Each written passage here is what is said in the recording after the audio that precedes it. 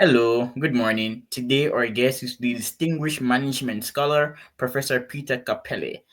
Professor Peter Cappelli is a distinguished academic at the Wharton School. Hello, Professor Cappelli. How are you doing?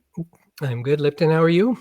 I'm great. I watch CNBC, so I see you on CNBC all the time.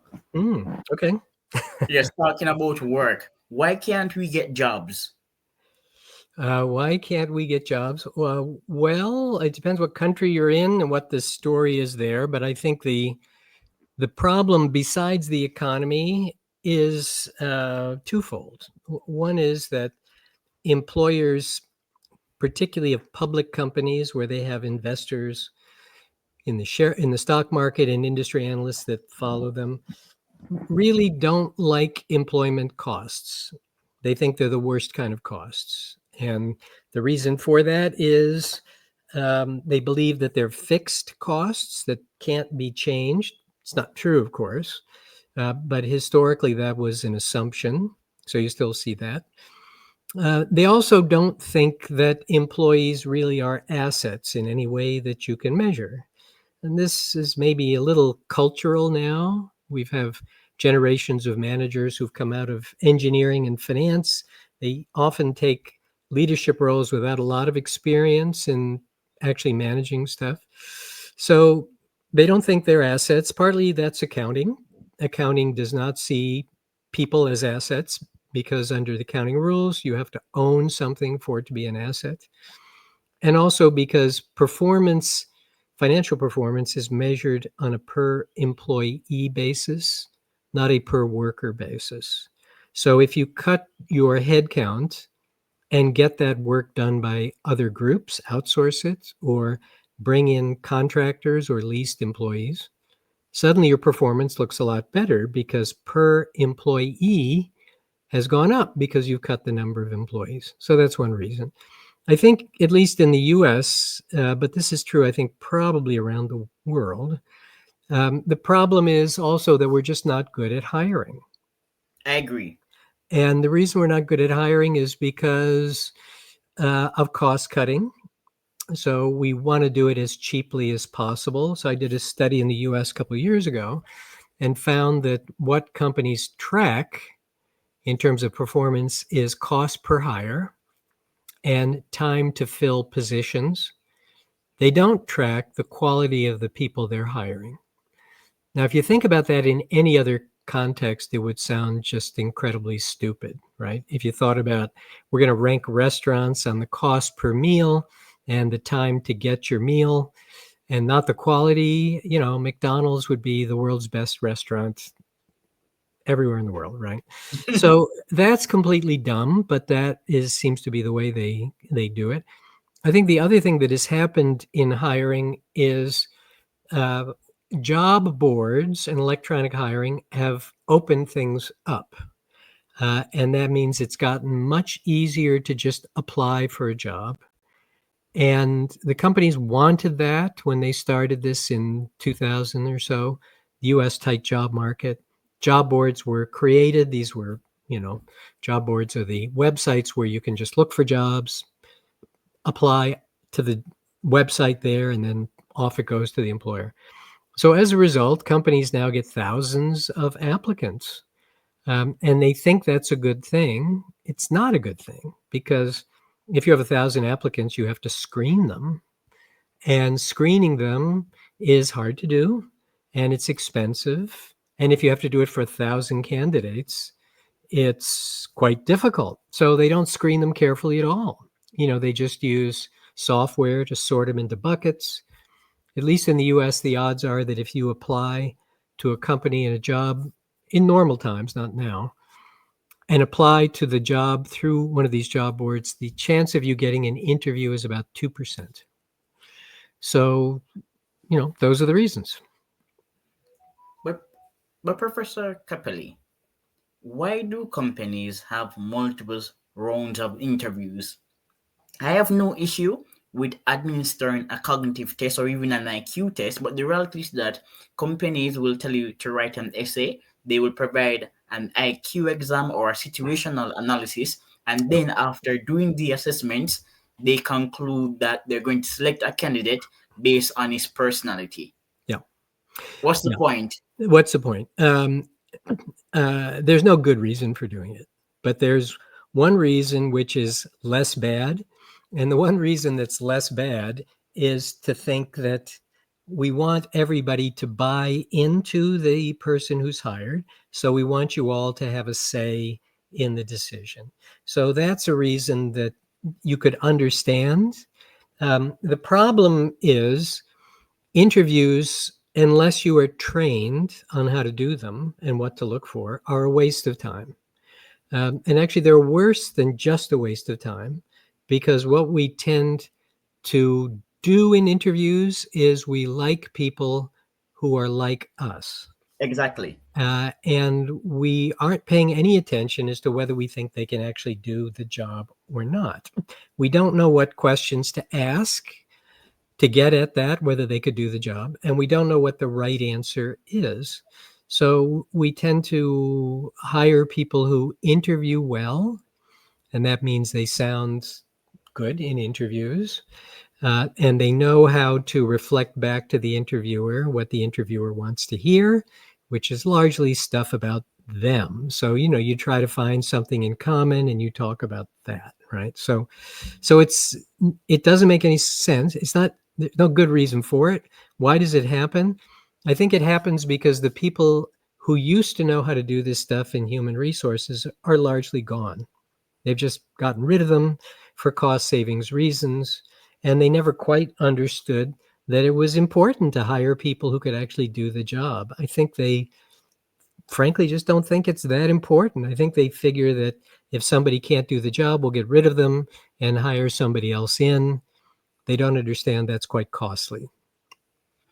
Employers are selecting for cultural profiles. The literature on this topic is quite extensive. So if you are upper middle class, you might employ somebody who's upper middle class. If you are conservative, you might employ somebody who's conservative. So people who apply for jobs, they're basically a pastiche of what the company wants. They're imitating the profile of the company. So if you're in a job interview and the company keeps using the word competitive, when you are introducing yourself, say I am competitive. I have experienced that before. Yeah. So companies are really wasting resources on interviews because they want somebody who can be integrated into the corporate culture. And Yeah. as I have written, companies can have a philosophy, but they cannot have culture. I Mhm. don't buy the nonsense of corporate culture. Their companies can have a philosophy, but they cannot have a culture. Yeah, I think that's right. I think actually it's even worse than what you're suggesting, because companies have a sense, particularly the leaders, of what their culture is, but it seems to be mainly that their view is aspirational. This is the culture we'd like to have, not the culture we actually have. And the people doing the interviews don't know what kind of questions will reveal whether somebody has the same values, and they don't know what the right answer is. So they end up using culture fit as another way to hire people who are like them, right? Because, oh, I'm Exactly, here and I fit, so therefore people who look like me, they're going to fit, right? exactly my point. And then there's also the issue of human resources. Most people who work do not have a favorable view of HR. Yeah. What are HR departments doing? What should they be doing really? The idea is that HR departments should invest in training and productivity and talent management, but when you get a job, HR departments are really administrative departments. They don't seem to care much about training, but they care a lot about complaints. So if I don't like Peter, I can say Peter is somebody who's unkind. They take complaints seriously, frivolous complaints, but they don't seem to care about talent management or pension problems. But they will remember every silly complaint. Yeah. Well, I think in fairness to them, they would like to train, but the company won't give them the money to do it. I think what is different about human resources now compared to 2 generations ago, they don't really have an independent opinion on many things. They're largely just playing out whatever the CEO thinks is important. And CEOs rarely know a lot about human resources. So, what they know is they would like to save money. So, we're not going to train. Human resources might raise their hand and say it would be nice to train, but they don't want to argue with the CEO, so they don't train. I think the other thing that you can forgive human resources for is they are in the position of trying to make people behave. And nobody likes that, you know? Nobody likes to hear you can't hire your cousin or tell them you can't tell those jokes even if you think they're funny. So, they're the police, the behavior police, and nobody likes that. So it is a difficult role to play, but they are largely constrained by whatever the people at the top want. You get the human resources that, you sort of act out yourself as a leader. But other than ensuring that people are punctual and respectful, do we really need HR department to be monitoring consensual jokes? Is that really their business? Well, ask the CEO. I mean, I don't think there's any company where HR is really doing things that the CEO does not want them to do. That Okay. really has been a recipe for getting yourself fired, you know? And that's unlike, say, the accounting world, your CFO or your general counsel. They can push back on the CEO at least a bit, and they can say, boss, we really can't do it this way, and here's why. And the boss may say, do it this way or you're fired. That's possible. But they can push back. But HR doesn't have the same credibility.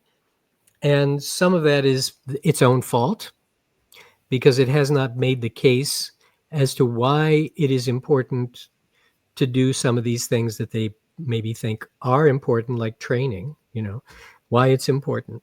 They haven't made the case, they haven't pushed back on the leaders for that. So, some of it is their fault, but more or less, they're playing out whatever the CEO wants. CEO doesn't know much about this, so you don't get much.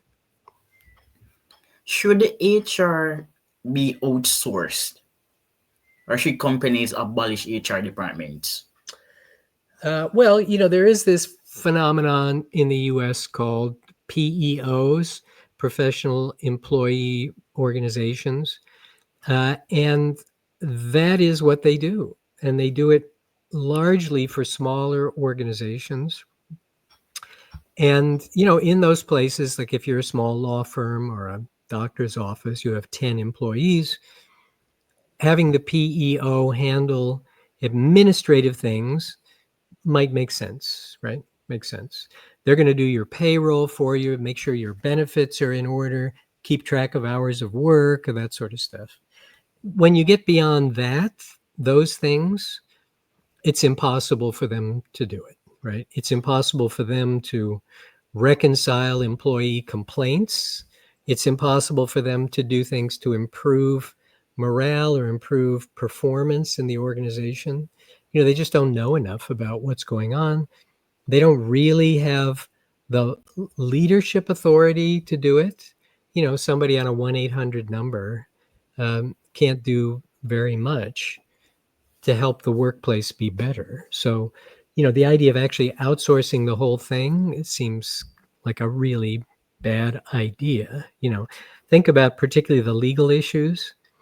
So, your legal liability is now in the hands of an organization that you've outsourced this to. Now, you might say, and initially this is why PEOs were popular, is because they were taking the legal liability for you. So you couldn't sue them for discrimination, you'd sue the PEO. And the PEOs, frankly, were typically small. And if they got a big lawsuit, they just go out of business. But now the PEOs don't do that anymore. They don't take the legal liability. So you don't get that benefit. And you're at risk as a company, but you're not making the decisions. That seems terrible. If companies don't consider employees to be assets, what are employees then? Yes, that's a very good question, right?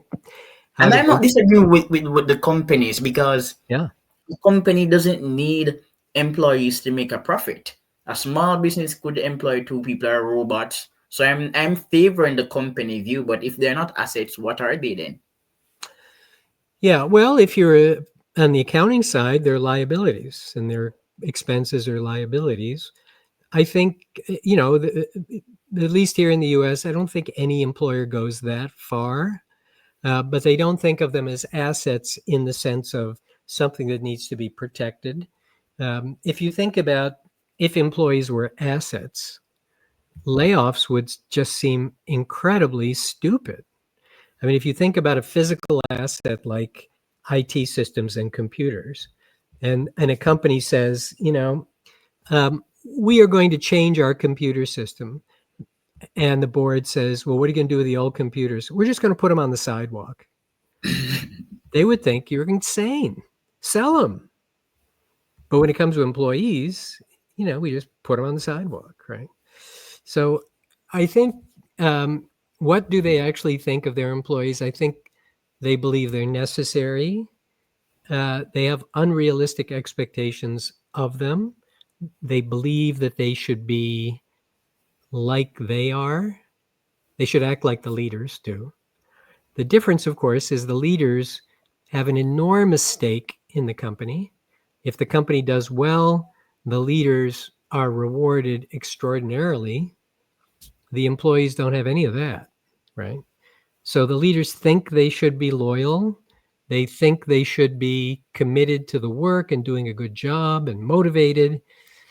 But they also think when we have cost problems, we have to squeeze them, we have to let them go. So it's an unrealistic view that they've got of employees. Why don't companies believe in taking risk?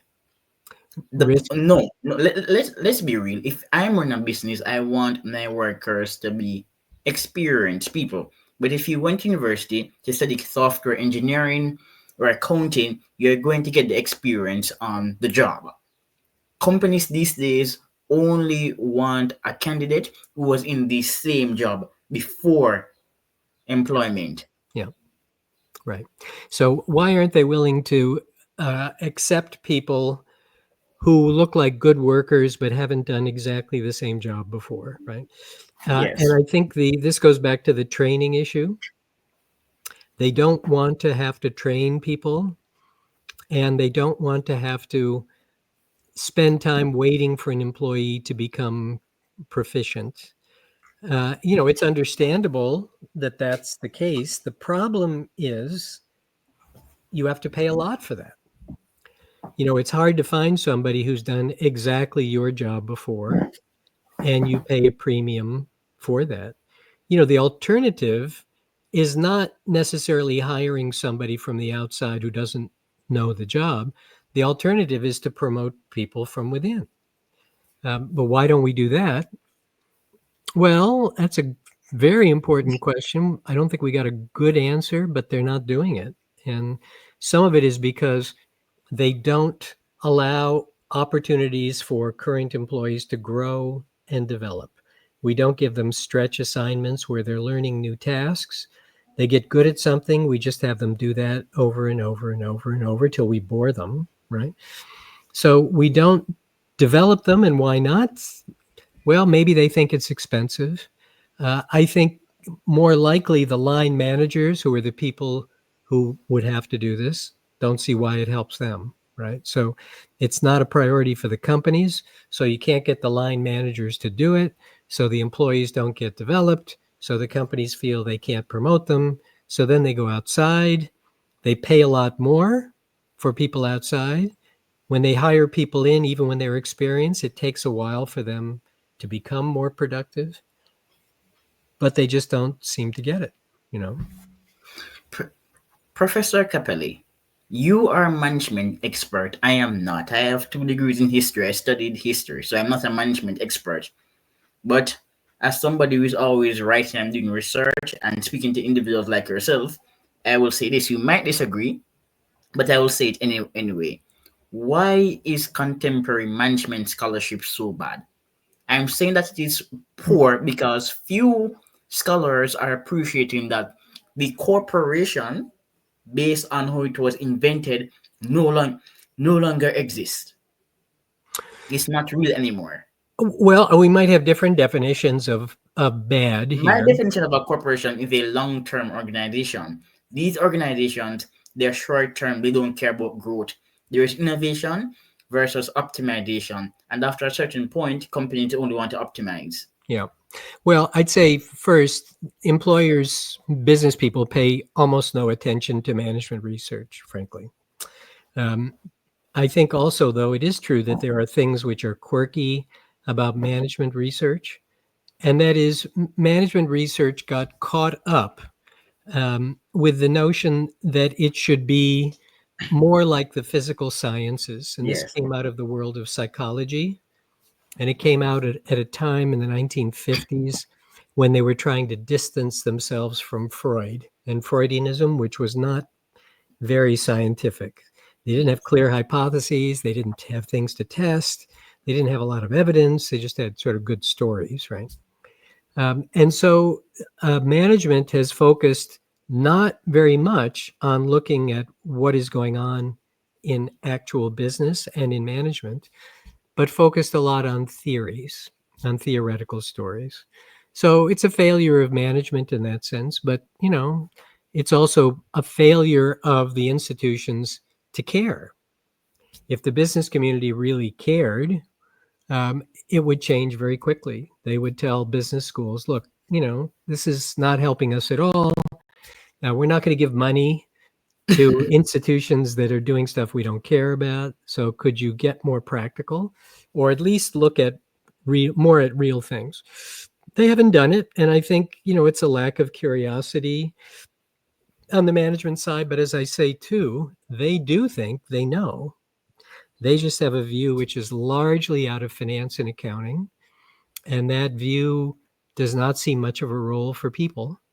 So that's what they're following is that role. They think, you know, they just don't need this stuff. We know what we're doing. They won't bother to check, as with hiring. They don't bother to check to see whether it's working for them. With respect to layoffs, which are an issue now in the U.S., economy's still doing okay, but we're laying off. They don't seem to check to see whether that actually helps. That's a case where there is a fair amount of research in management and finance academics. It shows that layoffs are actually bad. They hurt company performance afterwards, particularly because they're behind when business picks up. But the business community, investment community doesn't seem to care about it. So there Well, it is. I agree. Entrepreneurs, they should shoulder some of the blame. They're busy making money, and many of them don't have a passion for deep research. They will fund research, but they tend to fund research that's not relevant to the business. So they will fund research, for example, on collaboration. Collaboration is a buzzword, but how practical is collaboration in a company? Is collaboration always relevant? It's just like the idea of pitching. So I wrote a small book, only 76 pages. I want it to be a pocketbook guide. It's titled The Corporate Myth: Lies You Have Been Told About Success, Work, and Loyalty. Mm-hmm. These observations are quite average, but for some strange reason, we're not talking about them. Mm-hmm. Myth number one: pitching. Pitching is not always good. An employee who's always pitching can become a liability. If the Mm-hmm. company is not interested in growing, don't pitch. Mm-hmm. Employees are told to have initiative, but that's not always good. Mm-hmm. Yeah. No, I think that's right. You don't want people experimenting all the time. You don't want your doctor experimenting ever, you know, just do it the same way every time. So that's true.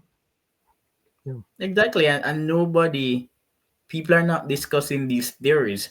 When you apply for a job, the first trait you see is this: we want a proactive worker.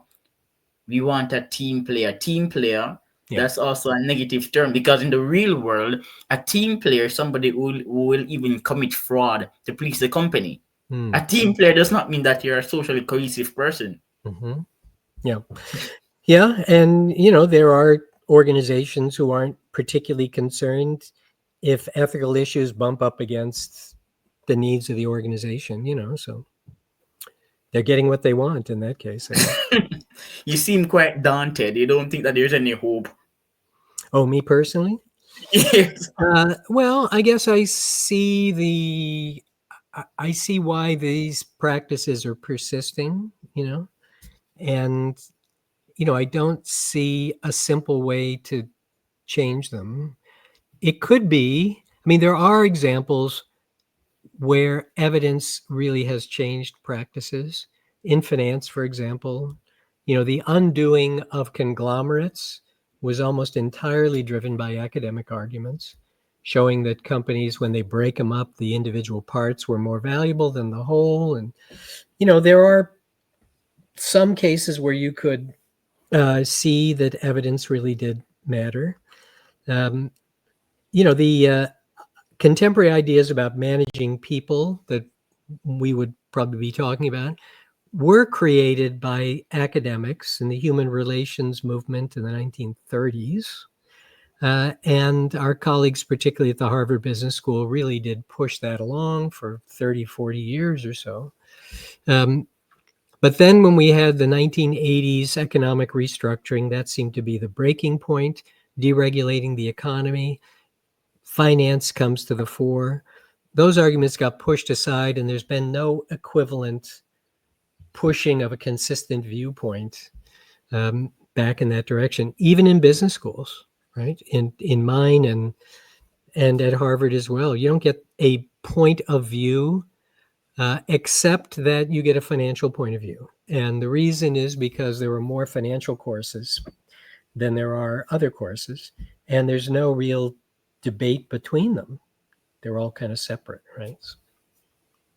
I don't have a problem with the financial turn. I don't view the financial turn as a negative turn in entrepreneurship, but I do have a problem with the paucity of innovation in the literature. That's my objection to management scholarship. We need to overturn some of the main findings, especially findings on diversity. Some of those studies are not being replicated. That's my issue. But you have written on skills. Is there a skills gap? Employers love to talk about the skills gap. Well, the big change was, which began at this breakpoint in the 1980s, um, some of which involved basically crushing the unions in the US too, um, and prioritizing financial performance, right? And a shorter term view. So, what started to happen is that training got cut. And it was sort of understandable when it began because companies were training people for jobs in management 20 years out. Companies like IBM had succession plans 10 years long for everybody. And it went 3 levels deep in the company. You're going to be the CEO. Here's the person who will take your job. Here's the person who will take that person's job, right? I mean, it was just like Soviet Union 5-year planning sort of stuff, all that kind of went away, right? And that squeezed training. And when we squeezed the unions down, union training programs got squeezed as well.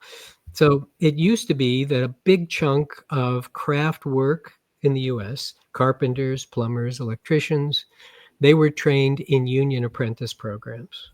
And the reason those could work is because you were paying off that investment in training as a union member the rest of your life by paying union dues, right?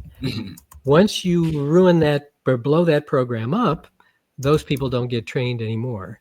So when employers are complaining about a skills gap, what they were complaining about was they could not hire people, particularly at the wages that they wanted to pay anymore. So those complaints started after the Great Recession. At least in the US, job market was terrible. People were volunteering to work just to be able to say that they had a job, and just on the chance that maybe if they showed they were really worth it, a company would hire them. The labor market tightened. Employers then started screaming about not being able to find people. And poof, that was the argument about a skills gap. So they weren't training people themselves.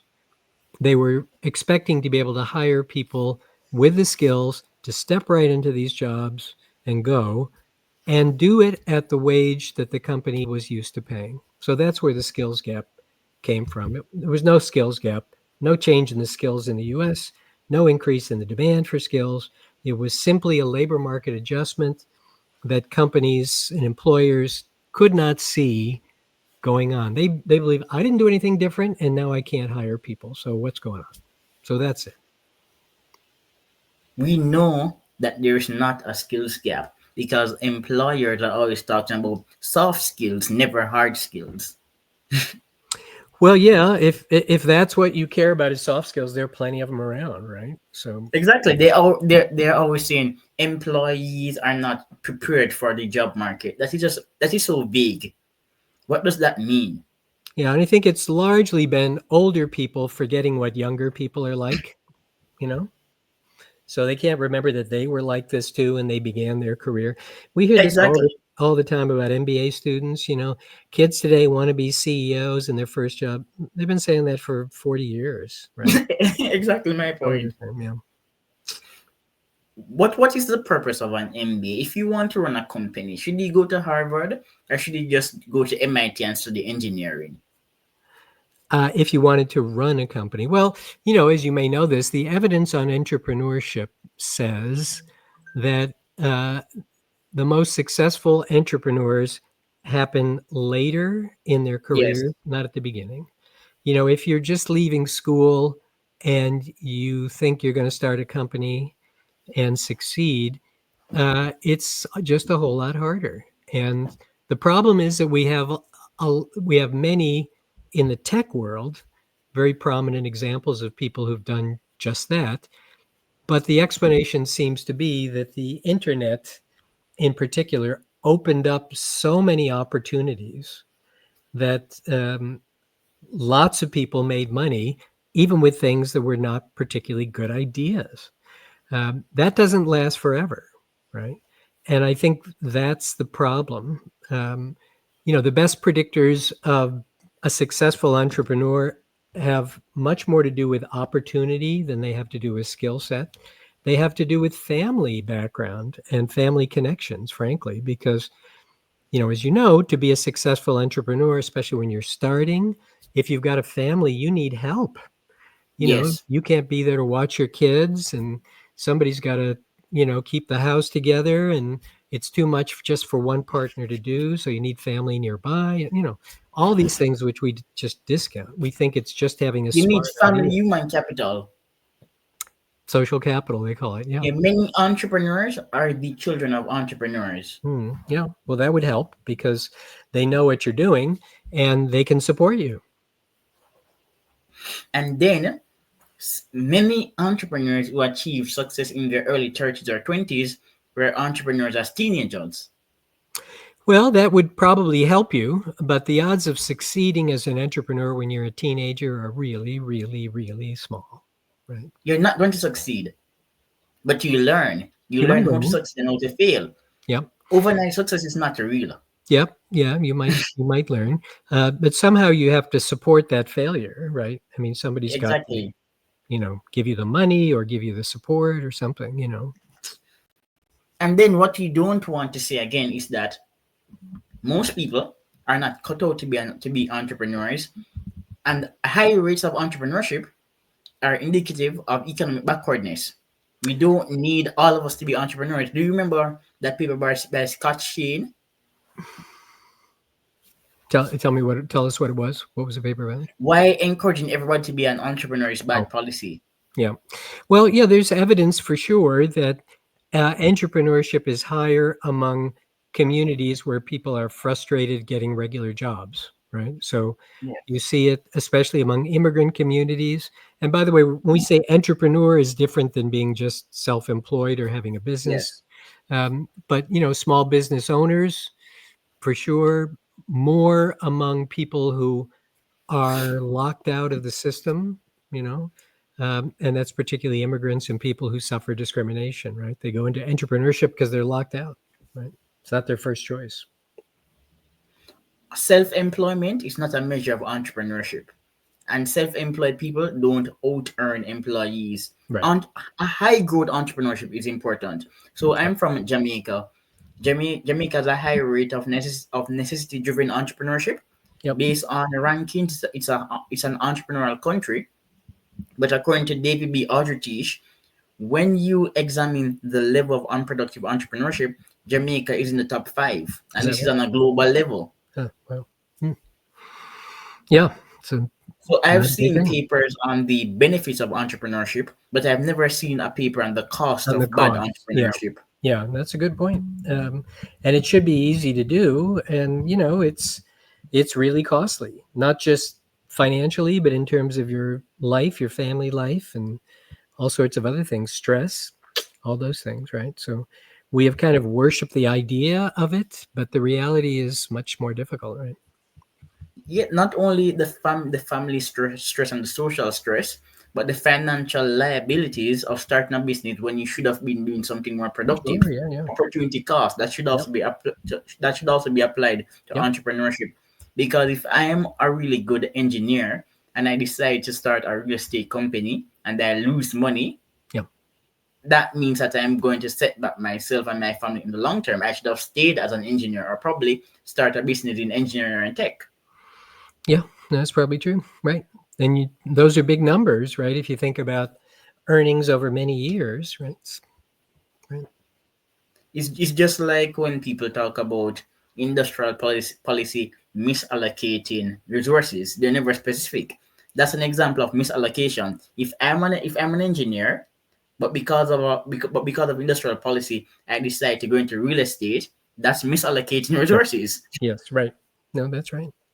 So you're right. It should be easy to do a study on the cost of bad entrepreneurship. Hmm. There are some studies on training programs, government provided ones. And, the government is not so great at guessing where the demands will be. And even if they guess right, there's a time lag.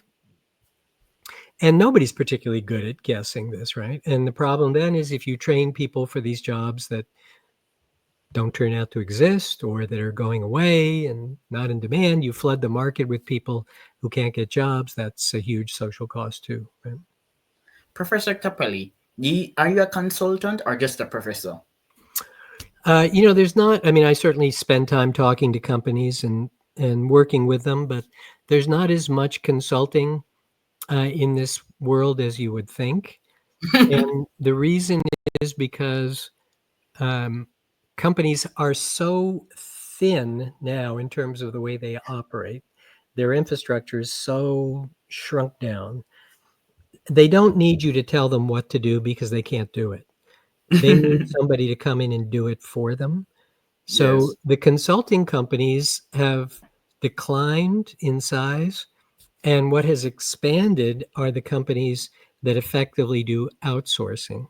So if you look at the human resource related companies now, for example, the ones that are the biggest are all the accounting companies, Yes. Deloitte and Accenture on the IT side.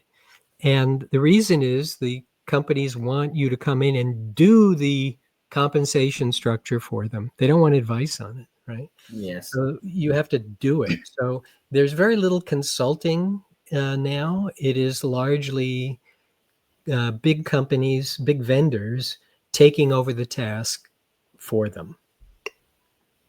So what you're saying that there isn't much money to be made in management consulting. Unless you're at one of these big companies, I think that's probably right. That's probably right. I think, But they will pay McKinsey. They still pay McKinsey a lot of money. yeah, McKinsey's a pretty big company now. I don't know how many thousand employees they got, 20,000, something like that, right?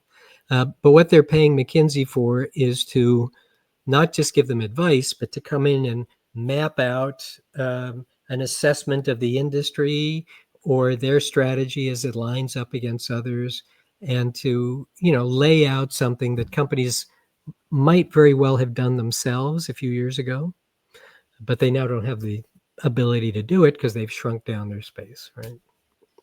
Peter, are we over engineering people management? What is people management? Well, I think this refers to an article I wrote Yes. that referred to some things we've been talking about. And this goes back to the idea that a guy named Douglas McGregor in 1960 wrote about, describing the views that business people have about management and employees. And the simplest idea, which goes back to Frederick Taylor in scientific management, who taught at the Wharton School at the time, this is the engineering view. And the engineering view is that people are pretty simple. They're lazy. They don't want to work hard. And to get them to do things, you have to either have a stick or a carrot, a reward, and that you should try to make the work as simple as possible. Everything hard should go to experts. And with these regular employees, you have to watch them closely too, because they're going to be bad if you don't watch them. That's the theory X view. The theory Y view, which came out of 100 years of management research, is basically the idea that people are not like that. Employees are not like that. Um, they don't necessarily just want to work hard for nothing, but they have complicated needs. They want to achieve, they want to contribute, they want to have control over what they do, and they perform better if you can give them those things. So, in other words, management matters. And I think what we have seen in the last 20 or 30 years is this push back in the direction toward Theory X. And some of this has been driven by data science tools, which are, trying to take over decisions that employees might make themselves because they think they know better how to do them. So that's what the engineering approach is. We're walking back from programs that were quite successful, like early on quality of work life programs, which were employees and the employer trying to figure out things like how to make safer workplaces. And then from there, lean production, which was the idea that you could push authority down to the workplace level to find better ways to solve quality problems, but also productivity problems. And then agile in the software world, which was you could turn the whole problem over to teams of employees. They'll figure out not only the best way to do something, but what it is we should be doing. All of that is about employee empowerment. And now we're backing up and going the other way. Take that away, turn it back over to experts. Why is that? It's quite an interesting story, right? Because the evidence is overwhelming that managing by empowering employees works. So I've read the literature. Happy workers are productive workers. well, especially committed workers, right? And people who care about what they're doing. And when they are involved in the work decisions themselves, rather than just told by somebody what to do, but if they're involved in figuring out the best way to do it, or even more, what to do, the more involved they are, the more productive and more effective they're going to be, right? And that we've all been walking that back. And some of this is pushed along by the AI views, and some of it is actual new technology that could make some of these decisions. And I think the people who do this stuff, and I know because I talk to them, they just are completely unaware of the fact that this will really drive employees crazy. That is, right now they get to make decisions about maybe how to do this particular task. You're going to take that away from them and put cameras on them and watch them, tell them exactly how to move their hands and things. This is Frederick Taylor in scientific management from the 1920s, right?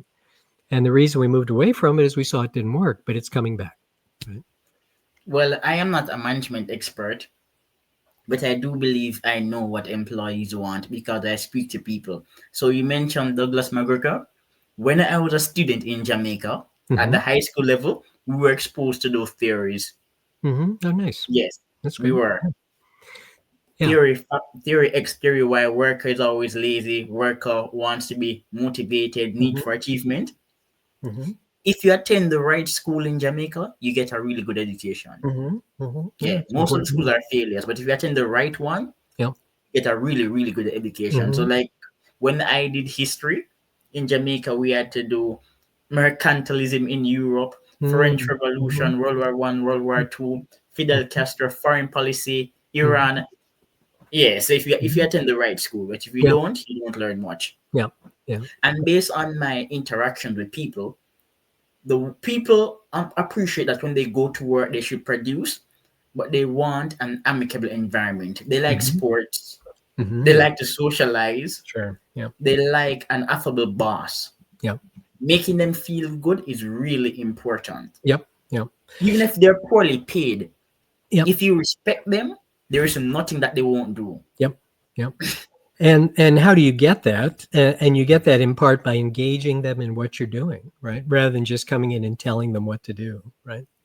But that approach seems to be going away, so that's a And problem. that's why hybrid work is such a problem, because we're going to talk about your article on hybrid work. Hmm. Okay. You have said that hybrid work is not working. One of the reasons why people prefer hybrid work or to work remotely is due to freedom. They think that Mhm. they're more autonomous when they're at home. Mhm. When they're in the office, they feel like somebody's watching them. They don't Yeah. appreciate the surveillance. Well, they're right. Somebody is watching them, right? Yeah. But you have said that hybrid work is not working. Why is it not working? Uh, I think it's not working because companies, employers have are acting as if people are still in the office. So they haven't changed anything about the way work is done. They also, with respect to hybrid, have put in requirements and are not enforcing them, right? So, for example, you have to be in 2 days a week, but then no one checks. And when I come into the office, I see nobody's here, so I don't go. I don't come back. And I get to pick my own 2 days because the company hasn't set firm rules on that. And if they set them, they don't enforce them. My local supervisor, they say supervisors can set the rules, local managers. Nobody wants to be the bad guy and be the only boss whose employees are in the office. So, nobody shows up. So, there's just lots of things that don't work the same way when you're not physically together. One of the things we learned when people went remote is how much actual work gets done because we know each other. Because I can just call you up and say, "Hey, Lipton, what's going on with this project that I know you're part of? Tell me what's happening." If I don't know you at all, it's hard to do that. It's hard to get the straight answer from you. Nobody wants to write it out on a text where it's the company's equipment and things. So it's hard to get the truth. If I ask a favor, could you watch this while I run out? You might do it for me because I did it for you before. There's all this sort of exchange of favors and things that go on in a regular office. But once people don't know each other anymore and they don't see each other face to face, doesn't happen. So average job tenure in the US is 4 years. It's now been 5 years since companies started remote work. You got a whole group of employees in many companies who've never seen each other or barely know each other, right? So it just doesn't work And very well. I read your piece. I like to read, and you did say that because of hybrid work, we are not employing, we're promoting competent people who are not managers. Yeah, I think the problem seems to be if you're trying to supervise employees who you never see, the only thing you can assess is their objective measures of performance, which are their individual contributions. And being good at individual contributions does not make you a good manager of other people, where you're in charge of their contributions. In fact, there's pretty good evidence that it could be the opposite, that people who are really good at winning themselves are not always good at helping other people win. In fact, sometimes they're bad at it, right? So what's happening is they're promoting people and then wondering, why, how did this guy get promoted? Or people who know him. And then it turns out they're often not very good at what they do. Not surprising, right? Exactly. A manager is not always a leader. Right. And a leader is not always a manager. Yep. It's Sure. good when one person has both traits, when he's technical and charismatic. And just knowing to care about other people, which often those who are great individuals contributors, like salespeople, you know, being a good salesperson does not make you a good manager of salespeople. Being a star athlete doesn't make you a good coach. Right? Sometimes it's the opposite because if you're a star, everything came easy to you, so you don't understand why other people can't do it. Right? So what about being a star professor? Are star professors star teachers? I think the argument for researchers, and by stars, I think that's probably what we're talking about, is that it does matter what they teach, right? And how they approach it. In introductory level courses maybe doesn't matter quite so much, but beyond that, it kind of does. And it is important to know what's going on in the literature and in the world so that you're teaching the right stuff. But it is probably true that research skill and teaching skill don't necessarily go together. It is certainly easier to get students to like what you're doing. And that's the other issue. We don't actually measure success in teaching, we measure student happiness with teachers, right? And it's easier to do that if you're extroverted. Most researchers are probably more introverted. You're working by yourself deeply on things that other people don't always care about, right? So personality wise, it doesn't map on neatly. So that is true. It's an issue. So Peter, are you a star teacher because they are a star professor? Because I was a star Now I'm professor. saying you are a star professor, so are you a star teacher? I used to be much more popular, and I think I'm not as popular now. And I think partly this is because student demands have changed quite a bit. Um, Now, in what way? Well, I think universities um, are accommodating student needs and interests much more. There's much more concern about keeping students happy. Yes. And what do they want to learn? What do students want to learn? Well, I suppose that's always an issue. Were they always interested in learning, or were they just interested in their grade and getting a credential to go forward? Right. So um, they're really focused on their grades and credentials going forward. I wouldn't say that's the only thing they care about, but it's a lot of it. Um, so I'm not particularly motivated by that. You know, to help Well, students just get good I'm grades. younger than you, and I was a student recently. Uh-huh. And what I can say is that there are some students who are bright, but on average, and I was a student recently. On average, students these days are very bad. Hmm. Not only are they terrible students, they are not functionally literate. They don't read. Hmm. They Well, don't read, and their yeah, perspective is super limited. yeah, So yeah. I'm siding with the teacher. Students are really bad. Well, I think we have a real problem now with large language models and ChatGPT in that students are not writing. And, you learn a lot from having to write your arguments down. There are things Exactly. you think you believe until you have to write them. Writing them means you have to take them seriously and think about them and assess what's evidence and what's not evidence. And they're no longer writing. So we have a really big challenge in But trying to. what I am shocked because when I was writing my master's thesis at Glasgow last year, like an idiot, I did not use ChatGPT. Ah, hmm. Even though I'm unable to forgive myself, I don't know how I did it. But I did not use ChatGPT for any of Ah, the essays, not one, yeah, like an idiot. yeah. But I find it strange that students don't know how to manipulate ChatGPT. ChatGPT is a quick model, but it is not intelligent. Hmm. If you say ChatGPT, write an essay on the French Revolution, it will give you a nice sounding essay, but the essay will not have a thesis. Yeah. It's a politically correct essay without a thesis. It will not say the French Revolution occurred because of a cult or due to economic policy. It has Yeah. no thesis, but it Yeah. sounds good.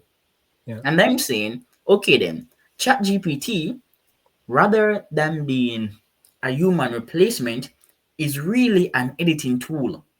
So I have always been writing articles, but with the advent of ChatGPT, I write faster. I write faster because Mhm. I analyze the articles, I formulate the arguments, Yeah. but ChatGPT edits and writes them. So, for example, let's say I want to write a piece on management philosophy. Mhm. You have written articles for the Harvard Business Review. Other academics have written articles. I would read those articles, extract the arguments, and then Mhm. compose a mini essay or a two-pager, and then say, ChatGPT, using this framework, this is what I want. Mhm.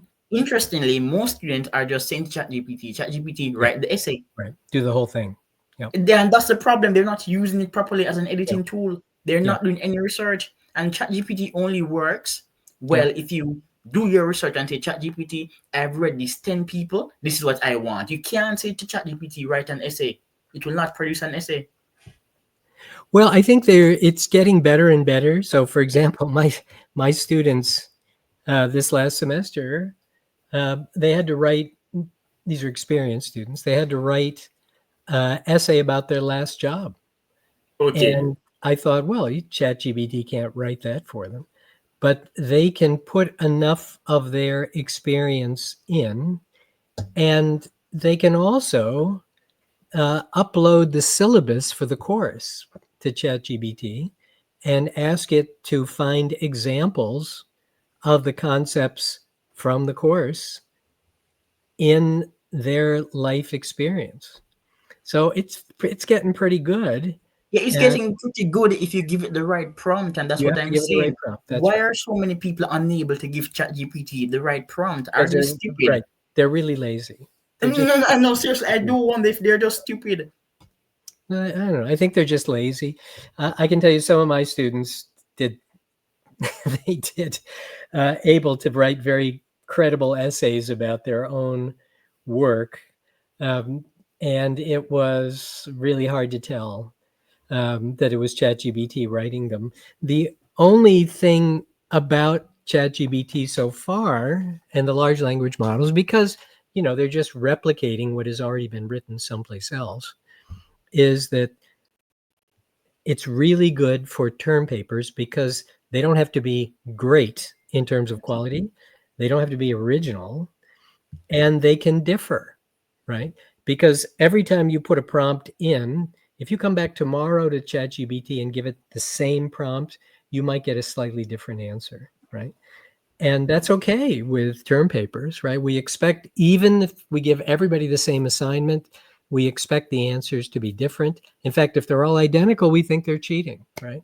So it works fine for that. The problem is they're not learning anything, right? As you said, right? They're not learning But anything. seriously, it's really funny because even especially with the COVID pandemic, the primary and the high school level, Yeah, yeah, students are not learning. yeah. And there are some Another for that. dissident researchers Yeah, who have said that prior to COVID, yeah, grades were trending down. yeah, So the students are not learning. yeah, yeah, yeah, So if yeah. so That's right. my friend, her theory is that people like her, even when they're like 90, they will be working. Like yourself, you'll never retire because these young people, they're not learning. Yeah, Do you yeah. have grandkids?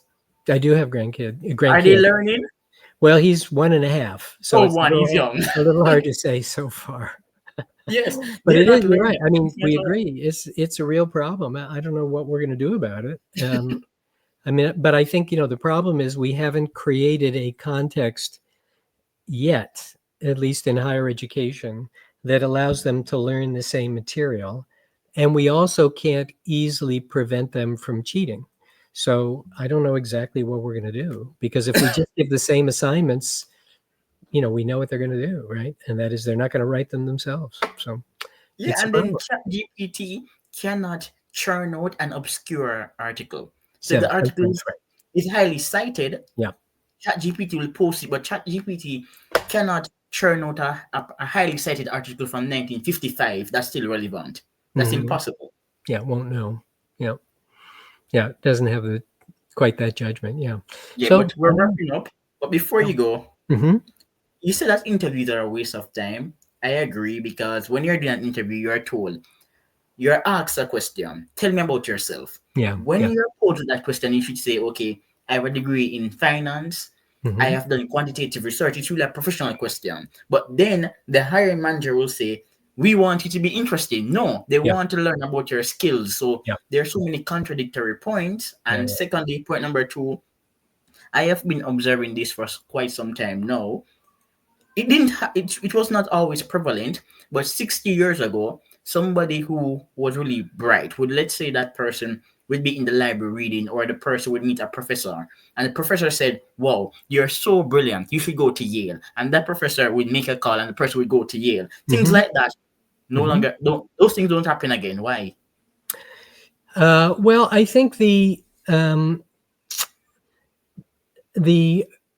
whole ecosystem has gotten so much bigger and so competitive.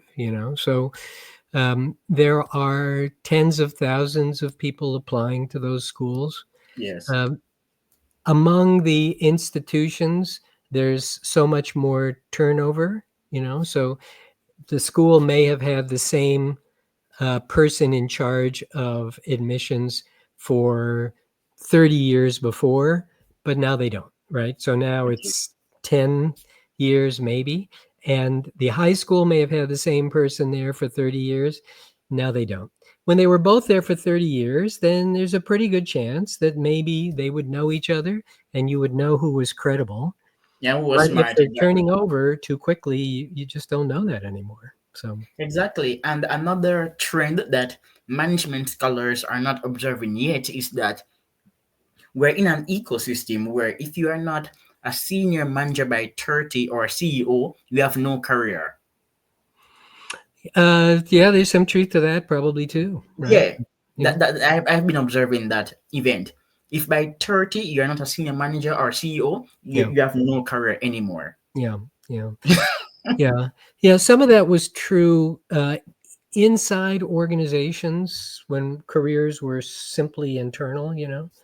That there, if you were not, if you ever got kicked out of the hierarchy, you were still in the same company, but you were basically dead. So, uh, I think it's true now for slightly different reasons.